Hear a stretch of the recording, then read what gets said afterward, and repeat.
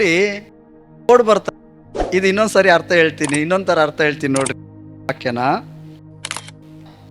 ಲ್ಲಿರುವ ನಿರೀಕ್ಷೆಗೆ ಆಧಾರವೇನೆಂದು ಕೇಳುವವರೆಲ್ಲರಿಗೆ ಉತ್ತರ ಹೇಳುವುದಕ್ಕೆ ಯಾವಾಗಲೂ ಸಿದ್ಧವಾಗಿರಿ. ಅಲ್ಲೆಲ್ಲೂಯ. ಅಲ್ಲೇ ನೋಡ್ತಾ ಇದ್ದೀನಿ ನಾನು, ಭಾಳ ಕಷ್ಟಗಳು ಎದುರಿಸ್ತಾ ಇದ್ದೀರಿ. ಒಂದು ಕಡೆ ಆರೋಗ್ಯದ ಸಮಸ್ಯೆ, ಒಂದು ಕಡೆ ಕುಟುಂಬದ ಸಮಸ್ಯೆ, ಒಂದು ಕಡೆ ಹಣದ ಸಮಸ್ಯೆ, ಒಂದು ಕಡೆ ಮಕ್ಕಳ ಪರಿಸ್ಥಿತಿ, ಇಷ್ಟೊಂದೆಲ್ಲ ಇಟ್ಕೊಂಡು ಒಂದು ಕಡೆ ಚರ್ಚಿಗೆ ಹೋಗ್ತಿರೋರು ಏನೇನೋ ಮಾತಾಡ್ತಿದ್ದಾರೆ. ಇಷ್ಟೆಲ್ಲ ಸಮಸ್ಯೆ ಹೆಂಗೆ ಎದುರಿಸ್ತಾ ಇದ್ದೀರಿ ನೀವು? ಇಷ್ಟು ಸಮಸ್ಯೆಗಳ ಮಧ್ಯದಲ್ಲೂ ಹೆಂಗೆ ಧೈರ್ಯವಾಗಿದೆಯಲ್ಲ ನೀನು, ಎಷ್ಟು ಸಮಾಧಾನವಾಗಿದೆಯಲ್ಲ ನೀನು, ಎಷ್ಟು ನೀನು ನಗ್ನಗ್ತಾ ಜೀವಿಸ್ತಾ ಇದೆಯಲ್ಲ ನೀನು. ನಾವಾಗಿದ್ರೆ ಹಿಂಗೆ ಇರೋಕ್ಕಾಗ್ತಿತ್ತಿಲ್ಲ ಬಿಡಪ್ಪ. ನಿಮ್ಮ ನಿರೀಕ್ಷೆಗೆ ಏನು ಆಧಾರ? ಇಷ್ಟು ಧೈರ್ಯವಾಗಿರೋಕ್ಕೆ ಆಧಾರ ಏನು ಅಂತ ಕೇಳ್ತಾರೆ ಜನಗಳು. Alleluia, alleluia. ಆಗ ನಾವು ಹೇಳಬೇಕು ಏನು ಗೊತ್ತಾ? ಯೇಸು ಕ್ರಿಸ್ತನ ಭೂಮಿ ಮೇಲೆ ಇದ್ದಾಗ ಆತ ನನಗೇನು ಹೇಳಿದ್ದಾನೆ ಗೊತ್ತಾ? ಲೋಕದಲ್ಲಿ ನಿಮಗೆ ಉಪದ್ರವಗಳುಂಟು, ಕಷ್ಟಗಳುಂಟು, ಭಯ ಪಡಬೇಡ್ರಿ, ಧೈರ್ಯವಾಗಿರಿ ಅಂತ ಹೇಳಿದ್ದಾನೆ. ಹಲ್ಲೆಲೂಯ. ಮತ್ತೇನು ಹೇಳಿದ್ದಾನೆ ಗೊತ್ತಾ? ನನ್ನಲ್ಲಿರೋ ಮನಸ್ಸಾಂತಿಯನ್ನು ನಿನಗೆ ಬಿಟ್ಟು ಹೋಗ್ತೀನಿ ಅಂತ ಹೇಳಿದ್ದಾನೆ. ಮನಸ್ಸಾಂತಿ ನನಗೆ ಬಿಟ್ಟು ಹೋಗ್ತೀನಿ ಅಂತ ಹೇಳಿದ್ದಾನೆ. ಆ ಮನಸ್ಸಾಂತಿ ನನ್ನ ಒಳಗಡೆ ಇರೋದ್ರಿಂದ ಕಷ್ಟ, ಉಪದ್ರವಗಳು, ನಿಂದೆಗಳು, ಅವಮಾನಗಳು ಏನೇ ಬಂದ್ರು ನಾನು ಮನಸ್ಸೊಳಗಡೆ ನೆಮ್ಮದಿಯಾಗೇ ಇದ್ದೀನಿ. ಯಾವುದ್ರ ಬಗ್ಗೆ ನನಗೆ ಕಳವಳ ಅನಿಸೋಕೆ ಇಲ್ಲ, ಯಾವುದ್ರ ಬಗ್ಗೆ ನನಗೆ ಭಯ ಅನಿಸೋಕೆ ಇಲ್ಲ. ಯಾಕಂದ್ರೆ ನನ್ನ ದೇವರಿದ್ದಾನೆ, ನನಗೆ ಆತನ ಸಮಾಧಾನವನ್ನು ಕೊಟ್ಟಿದ್ದಾನೆ. ಅಲ್ಲೆಲ್ಲೂಯ್ಯ. ನೋಡಿ, ಯೇಸು ಸ್ವಾಮಿ ಏನು ಹೇಳ್ತಾರೆ ಗೊತ್ತಾ? ಈ ಲೋಕವನ್ನು ಬಿಟ್ಟು ಹೋಗುವಂಥ ಸಮಯದಲ್ಲಿ ಶಿಷ್ಯಂದಿರು ನೋಡಿ ಹೇಳ್ತಾನೆ, ನನ್ನಲ್ಲಿರುವ ಮನಸ್ಸಾಂತಿಯನ್ನು ನಿಮಗೆ ಬಿಟ್ಟು ಹೋಗ್ತೀನಿ. ಯೇಸುವಿನಲ್ಲಿ ಎಂಥ ಮನಸ್ಸಾಂತಿ ಇತ್ತು ಗೊತ್ತಾ? ನಿಮ್ಗೆ ಹೇಳ, ಎಂಥ ಮನಸ್ಸಾಂತಿ ಇತ್ತು ಗೊತ್ತಾ? ಒಂದು ಕಡೆ ಯೇಸು ಸ್ವಾಮಿ ನಡೆದ್ರೆ ತಪ್ಪು, ಮಾತಾಡಿದ್ರೆ ತಪ್ಪು, ಅದ್ಭುತ ಮಾಡಿದ್ರೆ ತಪ್ಪು, ತಪ್ಪನ್ನ ಕಂಡುಹಿಡಿಯುವಂಥ ಒಂದು ಕಡೆ ಜನ, ಇನ್ನೊಂದು ಕಡೆ ಆತನ ಮಾತಿನಲ್ಲಿ ಏನಾದರೂ ತಪ್ಪನ್ನು ಸಿಗಿಸ್ಬೇಕಂತ ಹೇಳಿದ್ದೇನೆ, ಆತನ ಮಾತನಾಡಿದ್ದೇನೆ ತಪ್ಪಿಗೆ ಸಿಗಿಸೋದಕ್ಕೆ ಪ್ರಯತ್ನ ಮಾಡುವಂಥ ಒಂದು ಕಡೆ, ಇನ್ನೊಂದು ಕಡೆ ಜನಗಳು ಆತನನ್ನು ಕೊಲ್ಲಬೇಕು, ಏನಾದರೂ ಮಾಡಿ ಸಾಯಿಸಬೇಕು ಅಂತ ಹೇಳಿದ್ದೇನೆ, ಆತನನ್ನು ಬೆನ್ನತ್ತುವಂಥ ಒಂದು ಕಡೆ ಜನಗಳು. ಈ ಶಾಸ್ತ್ರಿಗಳು, ಪರಿಸಾಯರು, ಸದ್ದುಕಾಯರು ಎಂಬುದಾಗಿ ಜನಗಳ ಮಧ್ಯದಲ್ಲಿ ಯೇಸು ಸ್ವಾಮಿ ಏನು ಮಾಡ್ತಿದ್ದಾನೆ? ಸುವಾರ್ತೆ ಸಾರ್ತಿದ್ದಾನೆ ಜನಗಳಿಗೆ. ಕಣ್ಣಿಲ್ಲದವರು ಕಣ್ಣು ಕೊಟ್ಟಿದ್ದಾನೆ, ಕುಷ್ಠರೋಗಗಳು ವಾಸ ಮಾಡ್ತಿದ್ದಾನೆ, ಸತ್ತವರನ್ನು ಬದುಕಿಸ್ತಿದ್ದಾನೆ. ಇವರೆಲ್ಲರೂ ಉರಿಗೊಳ್ತಿದ್ದಾರೆ, ಭಾನುವಾರ ಇಂಥ ಕೆಲಸ ಮಾಡಬಾರ್ದು, ಆದರೆ ಯೇಸು ಸ್ವಾಮಿ ಇಂಥ ಅದ್ಭುತ ಮಾಡ್ತಿದ್ದಾನೆ, ಇದು ಸರಿ ಇಲ್ಲ, ಸಬ್ಬತ್ ದಿನದಲ್ಲಿ ಈ ಥರ ಮಾಡಬಾರ್ದು, ವಿರೋಧಿಸ್ತಿದ್ದಾರೆ ಯೇಸು ಸ್ವಾಮಿನ. ಆದರೆ ಯೇಸು ಸ್ವಾಮಿ ವಿರೋಧಿಸೋವ್ರನ್ನ, ಬೈಯುವವ್ರನ್ನ, ಕೊಲ್ತೀನಿ ಎನ್ನುವವ್ರನ್ನ ತಲೆ ಕೆಡಿಸ್ಕೊಳ್ತಿಲ್ಲ. ತಂದೆ ಏನು ಹೇಳಿದ್ದಾನೋ, ಭೂಮಿ ಮೇಲೆ ಎದಕ್ಕಾಗಿ ಬಂದಿದ್ದಾನೋ, ಯಾವ ಚಿತ್ತವನ್ನು ನೆರವೇರಿಸಬೇಕೋ ಅದನ್ನು ಸಮಾಧಾನವಾಗಿ ತಂದೆ ಹೇಳಿದ ಎಲ್ಲ ಕೆಲಸವನ್ನು ಮಾಡ್ತಾ ಹೋಯ್ತಿದ್ದಾನೆ. ಅಲ್ಲೆಲ್ಲೂಯ್ಯ. ಅರ್ಥ ಆಯ್ತಾ? ಇದೇ ಮನಸ್ಸಾಂತಿ. ಮಾಡ್ತಿದ್ದೋ ಏನಾರ ಮಾಡಕ್ಕೆ ಹೋದಾಗ, ಅವ್ರು ಬರ್ತಿದ್ದಾರೋ, ದಡಿ ಹಿಡ್ಕ ಬರ್ತಿದ್ದಾರೆ, ಮುಗದೇ ಹೋಯ್ತು ಅಂದಾಗ ಕೆಲಸ ನಿಲ್ಲಿಸ್ಬಿಡಿ, ತಡಿ ನೋಡೋದು ಅವ್ರು ಬರಲಿ, ಅವ್ರು ಬಂದು ಹೋದ್ಮೇಲೆ ನೋಡೋದ ಅದೇನು ಮಾತಾಡ್ತಾರೆ ನೋಡೋಣ, ಭಯ ಪಡ್ಕೊಂಡು ನಿಂತಿರ್ತೀವಿ, ಕೆಲಸ ಮಾತ್ರ ಮಾಡಲ್ಲ. ಆದರೆ ಯೇಸು ಹಂಗೆ ಮಾಡಲಿಲ್ಲ.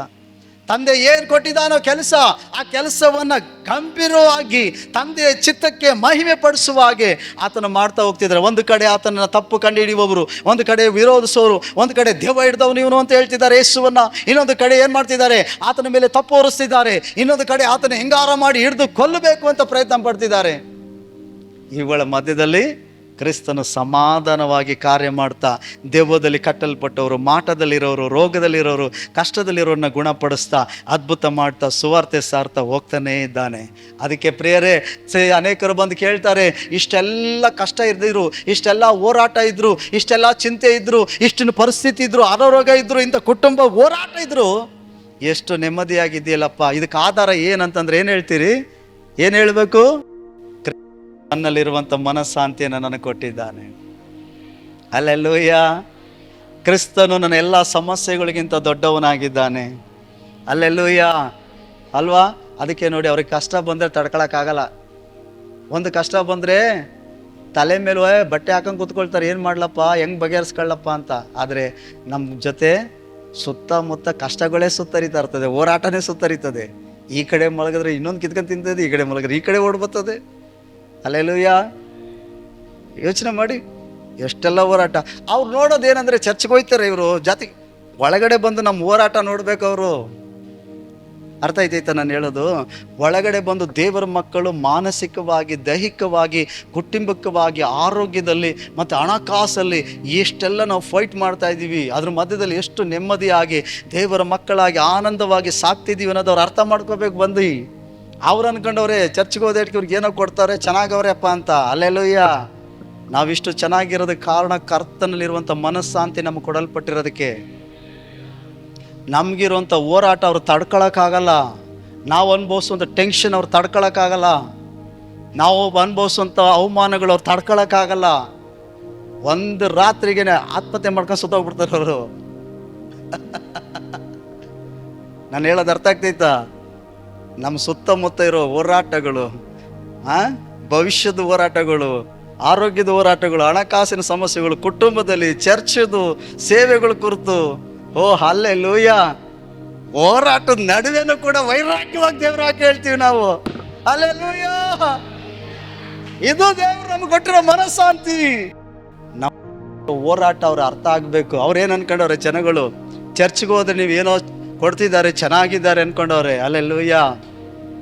ನಮಗಿರೋಂಥ ಹೋರಾಟಗಳು ಅವ್ರಿಗೇನಾರು ಇದ್ರೆ ಕಣ್ಣು ಕಾಣ್ದಂಗೆ ದಿಕ್ಕಾಪಲಿ ಓಡ್ಬಿಡ್ತಾರೆ ಅವರು. ಹುಚ್ಚು ಬೆಬ್ಬು ಬಂದ್ಬಿಡ್ತದೆ ಅವ್ರಿಗೆ. ಹಲ್ಲೆಲೂಯ. ಅರ್ಥ ಆಯ್ತಾ? ನಮಗಿರೋ ಧೈರ್ಯವಾದ್ರೆ ಏನಂದ್ರೆ, ನಮಗಿರೋ ಮನಸ್ಸಾಂತಿ ಆದ್ರೆ ಏನಂದ್ರೆ, ಕ್ರಿಸ್ತನಲ್ಲಿರುವಂಥ ಮನಸ್ಸಾಂತಿ ನಮಗೆ ಕೊಟ್ಟಿದ್ದಾನೆ ದೇವರು. ಹಲ್ಲೆಲೂಯ.